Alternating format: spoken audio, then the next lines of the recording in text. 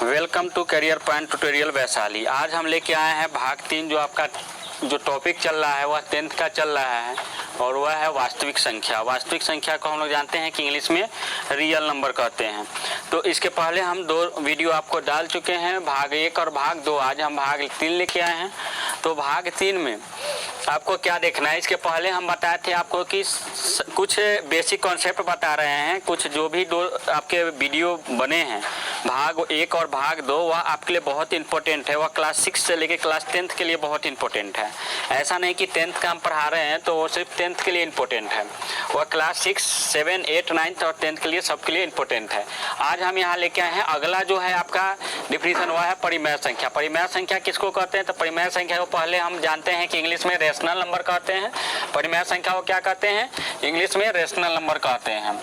आगे देखिए, परिमेय संख्या कहता है कि वैसी संख्या जो पी वाई क्यू के रूप में हो, वैसी संख्या जो पी वाई क्यू के रूप में हो जहां Q does not equal to 0। इसको देखिएगा, यह एक साइन है, इसको कहते हैं डज नॉट इक्वल टू।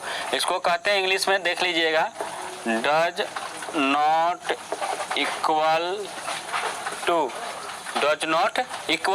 और इसको हिंदी में कहते हैं बराबर नहीं है, बराबर नहीं है। इसको हिंदी में क्या कहते हैं? बराबर नहीं है। तो देखिए यहाँ कहता है कि rational number P by Q के रूप में होना चाहिए, लेकिन क्यू क्या होना चाहिए? 0 के बराबर नहीं होना चाहिए। यानी कि क्यू के जगह पर हम 0 का मान नहीं रख सकते हैं। क्यों नहीं रख सकते हैं? क्योंकि अगर 0 पी के जगह पर क्यू के जगह पर अगर 0 का मान रख देते हैं यह इन्फिनिटिव हो जाए, इसलिए क्यू कभी भी 0 नहीं होना चाहिए। तथा पी और क्यू का एचसीएफ 1 हो। देखिए यह जो चीज़ है यह आपका एक्स्ट्रा चीज़ है, यह स्टैंडर्ड फॉर्म को दिखाता है। यह आपको क्या करता है? स्टैंडर्ड फॉर्म को दिखाता है कि पी और क्यू का एचसीएफ क्या होना चाहिए? 1 होना चाहिए। अगर 1 नहीं भी है तो भी वह परिमेय संख्या कहलाएगा, लेकिन वह परिमेय संख्या के रूप का होगा, परिमेय संख्या नहीं होगा। यह चीज़ आ गई आपको समझ में। तो देखिए जब उसका पूछेगा कि इसको स्टैंडर्ड रूप में लाइए तब हम उसका एचसीएफ, जैसे कि यहाँ देखिए एक एग्जांपल देखते हैं। जैसे 8/6 है, क्या है? 8/6 है। तो 8/6 है तो क्या हो जाएगा? देखिए अभी यह परिमेय संख्या है लेकिन यह प्योर परिमेय संख्या नहीं है, प्योर रेशनल नंबर नहीं है। यहाँ पे 8 और 6 अभी कटने वाला है, विभाज्य होगा 2 से, 2 चौका 8, 2 तिहाई 6। तो इससे आपका क्या होगा? यह कटेगा यानी 4/3। अब इसका जो एचसीएफ होगा वह 1 आएगा। अब यह क्या हो जाएगा? परिमेय संख्या होगा। अब यह क्या हो जाएगा? परिमेय संख्या, प्योर परिमेय संख्या हो जाएगा। तो आगे हम लोग देखते हैं, अर्थात इसको क्यू से डिनोट सूचित किया जाता है। क्या चीज से? इसके समूह को क्यू से सूचित किया जाता है। इसके समूह को क्या चीज से सूचित किया जाता है? क्यू से सूचित किया जाता है। अर्थात क्यू बराबर क्या हो जाएगा? P by Q. ध्यान दीजिएगा, पी बाई क्यू, पी और क्यू पूर्णांक है, पी और क्यू क्या है? पूर्णांक है। तथा Q does not equal to 0, यानी क्यू 0 के बराबर नहीं है। अर्थात पी और क्यू जब पूर्णांक है तो यह निगेटिव भी हो सकता है और यह पॉजिटिव भी हो सकता है। अर्थात हम एक आगे लिख लीजिएगा कि परिमेय संख्या 2 प्रकार के होते हैं। परिमेय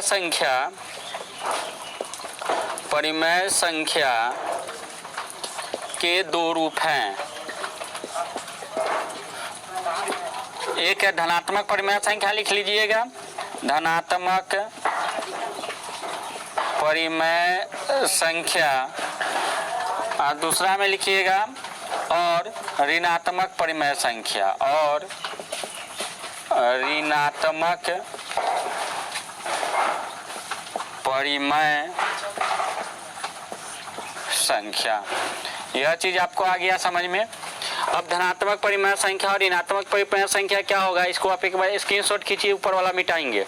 स्क्रीनशॉट हो गया, ऊपर वाला हम मिटा रहे हैं, इसको थोड़ा और डिटेल से हम समझाते हैं।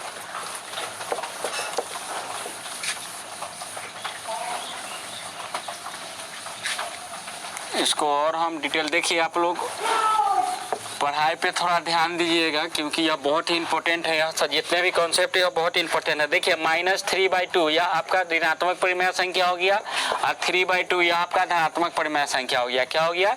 धनात्मक परिमेय संख्या हो गया। अब आते हैं हम लोग नोट में। नोट क्या कहता है कि 0 एक पूर्णांक संख्या होते हुए भी क्या है? परिमेय संख्या है। 0 एक पूर्णांक संख्या होते हुए भी क्या है? 0 एक पूर्णांक संख्या होते हुए भी क्या है? परिमेय संख्या। यह चीज आपको आ गया समझ में।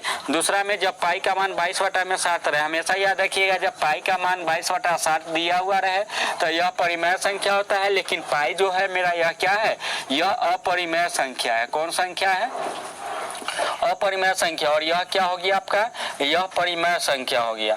ये सब चीज को आपको ध्यान रखना है, यह सब चीज आपका पूछा जाता है। आपको ऑप्शन में रहेगा निम्नलिखित में से परिमेय संख्या है, निम्नलिखित में से अपरिमेय संख्या, वहां पे आपको 4 गो ऑप्शन दिया रहेगा, उस टाइप से आपको बनाना पड़ेगा।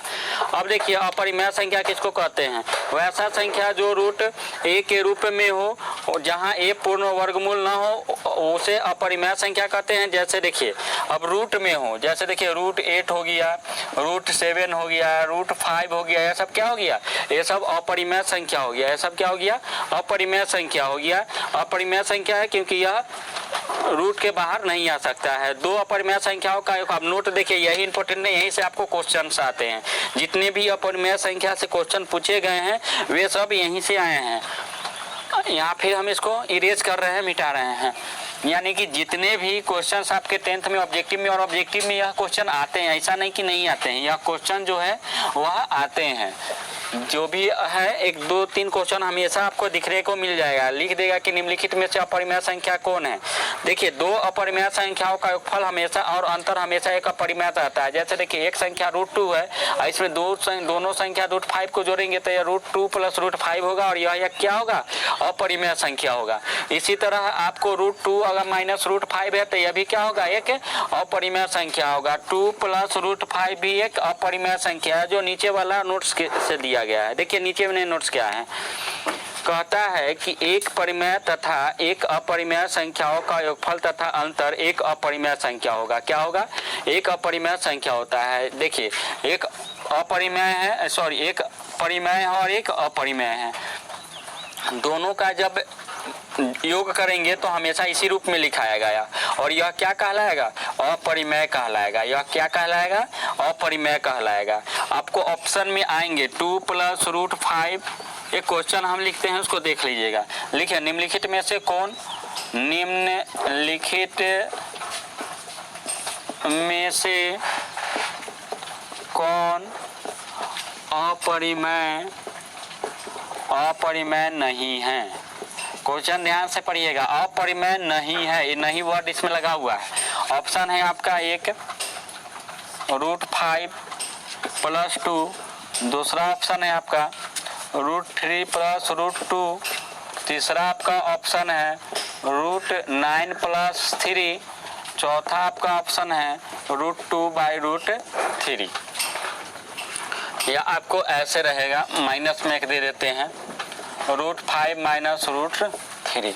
तो यहाँ देखिए सब हमको दिखाई दे रहा है कि रूट में है, तो इससे तो लग रहा है कि सब अपरिमेय है। लेकिन देखिए ऑप्शन ए ये तो हमेशा अपरिमेय होगा क्योंकि 5 जो है यह बाहर निकलेगा नहीं। ऑप्शन बी में √2 √3 2 अपरिमेय संख्याओं का योगफल हमेशा एक क्या होता है, एक अपरिमेय होता है। √9 देखिए √9 हमेशा √9 एक 9 जो है एक पूर्ण वर्ग है, 3 का वर्गमूल है। 9 किसका वर्ग, 9 का वर्गमूल क्या होगा, 3, यानी 3 का वर्ग 9 होगा। तो 3 + 3 बराबर क्या हो गया, 6 हो गया। और यह क्या है, यह एक परिमेय संख्या, यह एक क्या है, परिमेय संख्या है और यह क्या है, अपरिमेय संख्या है। तो देखिए हमसे क्वेश्चन यही किया गया था कि निम्नलिखित में से कौन अपरिमेय नहीं है। अपरिमेय नहीं है का मतलब क्या है कि वह परिमेय है, अपरिमेय है नहीं है का मतलब क्या है कि वह अपरिमेय है। तो यह चीज आपको समझ में आ गया। तो इस क्वेश्चन को आप जल्दी से नोट कीजिए, इस क्वेश्चन को आप क्या कीजिए, जल्दी से नोट कर लीजिए। आगे देखते हैं हम लोग, आगे हम लोग देखते हैं इस क्वेश्चन को, जल्दी से नोट कीजिए। हो गया, चलिए हो गया। यहाँ आगे देखते हैं हम लोग। आगे कहता है कि एक परिमेय तथा एक अपरिमेय संख्याओं का गुणनफल तथा भागफल एक अपरिमेय संख्या होता है। देखिए एक अपरिमेय संख्या तथा एक परिमेय संख्या हम आपको बता चुके हैं, जैसे इस ऑप्शन में भी था। देखिए यह एक अपरिमेय है और यह एक परिमेय है, तो यह दोनों का योगफल जो है यह क्या होगा, एक अपरिमेय होगा। यह दोनों अपरिमेय है तो इसका तो एक फल अपरिमेय होगा। यहाँ देखिए ये माइनस में है, यह दोनों अपरिमेय है तो इसका योगफल क्या होगा, इसका गुणनफल या अंतर क्या होगा, सॉरी गुणनफल नहीं अंतर क्या होगा, यहाँ पे अपरिमेय हो। अब देखिए √5 - 3 यह भी क्या होगा, एक अपरिमेय संख्या होगा। इस टाइप के आपके क्वेश्चन बहुत सारे बार पूछे गए हैं। आगे देखते हैं हम लोग। तो यहाँ तक आप लोग को आ गया समझ में। इसके बाद हम कुछ लिखवाने जा रहे हैं। एक ऑप्शन एक और आपका है, नोट्स में लिख लीजिएगा, चौथा नोट्स यहीं पर इसको हम बनाते हैं, नोट्स नंबर 4। इसको हम मिटाते हैं, इसको जल्दी स्क्रीन शॉट खींचिए।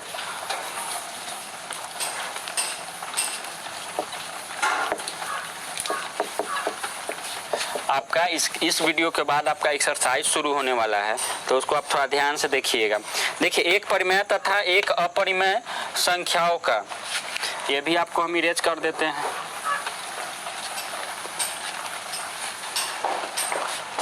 देखिए, एक परिमेय तथा एक अपरिमेय, तो देखिए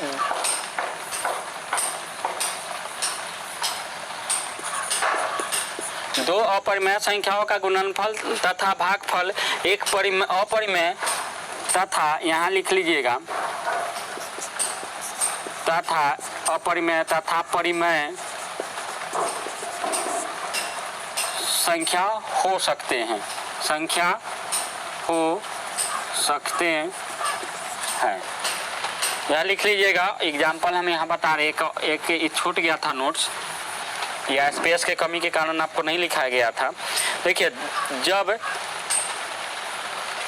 देखिए कहता है कि एक परिमेय तथा एक अपरिमेय संख्याओं का गुणनफल या भागफल अपरिमेय, जैसे देखिए √8 गुने √2। तो देखिए, हम लोग जानते हैं कि √a गुने √b क्या होता है, बहुत इंपॉर्टेंट चीज़ है, इसको आप लोग ध्यान से देखिए, √ab होता है। तो इसी तरह से यहाँ क्या हो जाएगा, √8 गुने 2, और यह क्या हो जाएगा, √16 हो जाएगा, और यह इसका क्या हो गया, 4। यानी कि ये भी अपरिमेय और ये भी अपरिमेय, लेकिन इसका जो आंसर है वह क्या हो गया, परिमेय हो गया। क्या हो गया, परिमेय हो गया। यह चीज़ आपको आ गया समझ में, आ गया समझ में। तो यह चीज़ आपके लिए इंपॉर्टेंट है, यह जानना आपके लिए ज़रूरी है। फिर देखिए, √8 बटा √2, तो देखिए एक फार्मूला आपको हम बता देते हैं कि √a बटा √b जो होता है वह होता है √√ab। तो इसी के अनुसार यहाँ हो जाएगा √8/2, तो 2 चौका 8, √4, तो यह आपका हो गया 2। क्या हो गया, 2, और यह क्या हो गया आपका, एक परिमेय संख्या हो गया। तो समझ में आ गया कि दो अपरिमेय, एक परिमेय तथा एक अपरिमेय, या दो अपरिमेय संख्याओं का गुणनफल या भागफल क्या हो सकता है, वह परिमेय हो सकता है। अब इसी में हम बता दें कि √6 गुने √3 करें तो यह हो जाए आपका √18।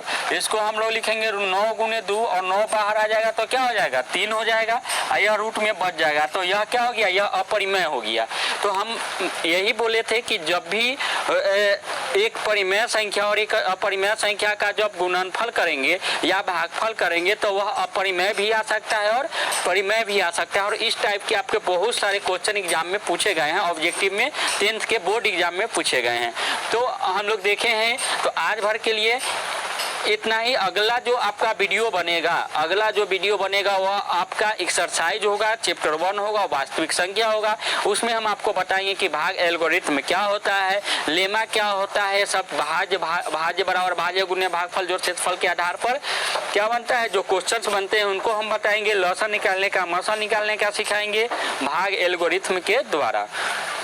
तो आज भर के लिए इतना ही। उम्मीद करते हैं कि यह सारे चीज़ आपको अच्छी तरह से समझ में आ गया होगा। यदि सारा चीज़ आपको समझ में नहीं आता है, यदि किसी चीज़ की आपकी प्रॉब्लम है तो आप प्लीज़ कमेंट्स कीजिए। तो आज भर के लिए इतना, आप लोगों से लेते हैं विदा। आपने वीडियो देखा इसलिए बहुत बहुत धन्यवाद। इस चैनल को लाइक, सब्सक्राइब और शेयर जरूर करते हैं।